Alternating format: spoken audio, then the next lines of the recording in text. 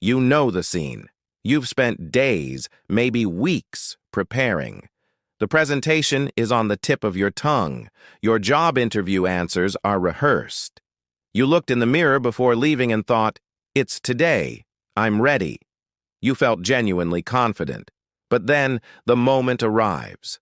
The lights come on, eyes turn to you, the crucial question is asked, and nothing.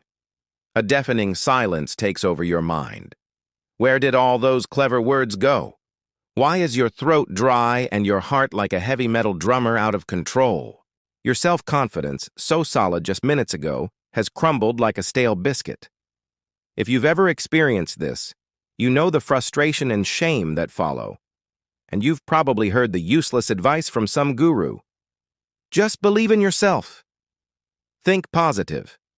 Here at the Anti-Coach Social Club, we think this advice is like telling someone who's drowning to just swim better.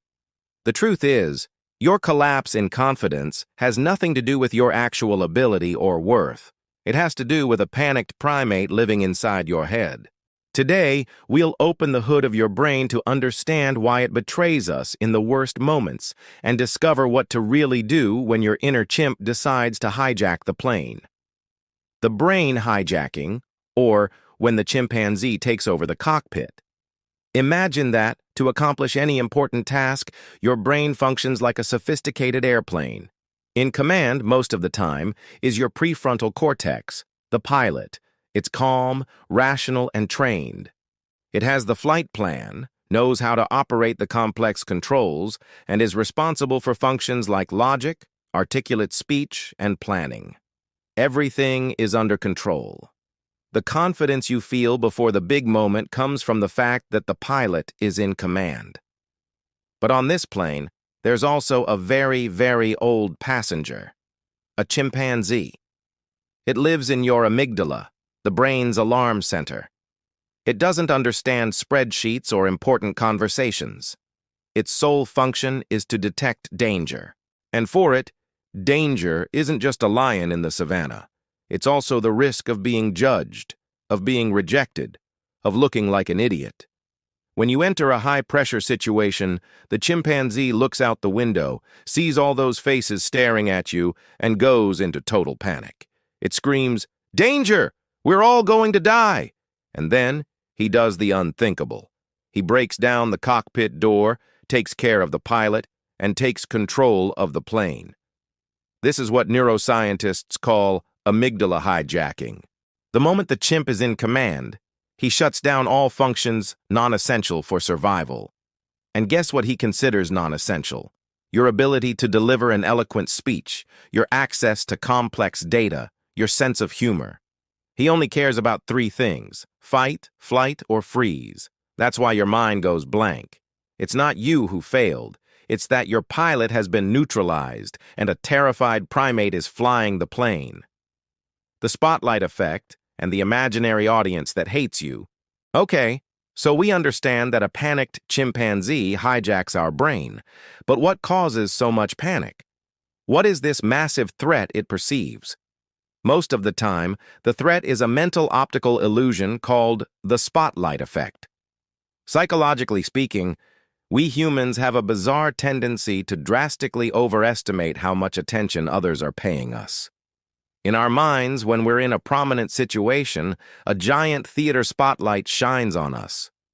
And worse, we imagine the audience is made up of a group of Olympic judges, scowling, clipboards in hand, ready to give us a 0 for any slip-up.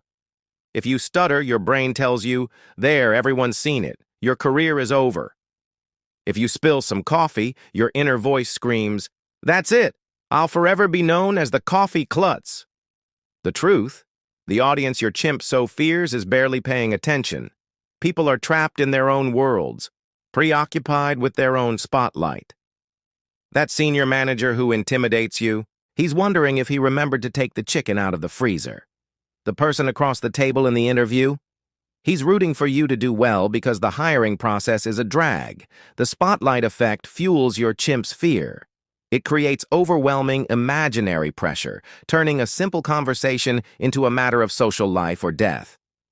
The first step to diffusing this anxiety bomb is to understand that the spotlight and the audience of executioners exist, most of the time, only in your mind. The anti-coach. Antidote. From performance to connection. If the problem is an imaginary spotlight activating panic mode, the anti-coach's solution isn't fake it till you make it, or be more confident. That only increases the pressure to perform. The real solution is much more subtle and powerful. It's to turn off the spotlight. And you do that by radically shifting your focus. Instead of going into a situation thinking, I need to be brilliant, I need to impress, I can't make mistakes, which is a monologue focused on performance. Change your intention to something focused on contribution or connection. Before you begin, ask yourself, what's the one helpful idea I can share with these people? Or, how can I genuinely connect with the person in front of me and understand what they need? This small shift is transformative. It shifts the focus away from me and toward us or them. Suddenly, you're no longer an actor on a stage being judged. You become a guide, a teacher, a collaborator. You're there to serve, not to impress. And this calms the chimp incredibly because generosity isn't a threat. Giving something to someone is a socially safe act. This shift in intention acts like a tranquilizer for your nervous system. It shifts you out of survival mode. What will they think of me? And into contribution mode. What can I offer?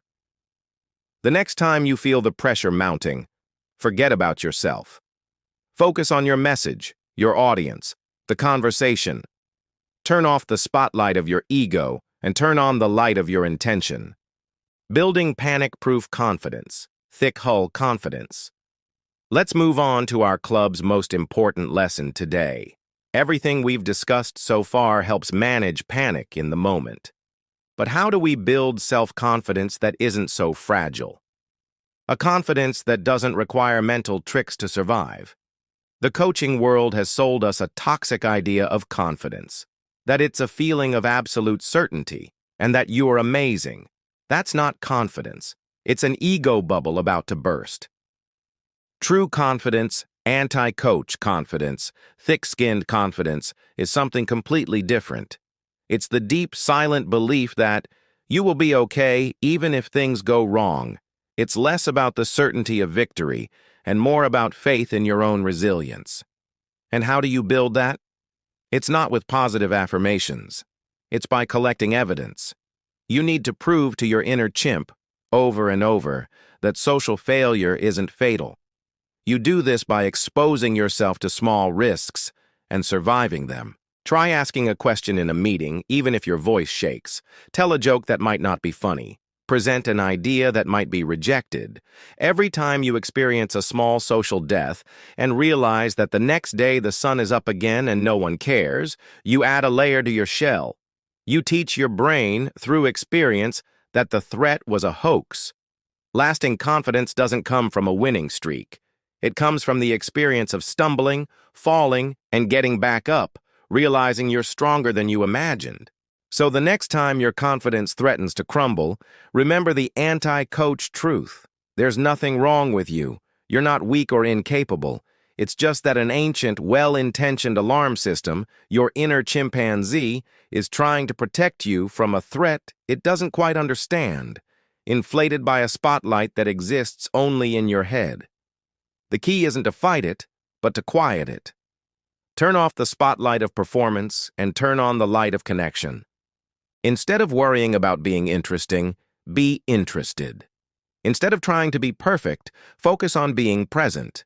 That's true freedom. If this more realistic and empathetic approach to self-confidence resonates with you, then you're in the right place.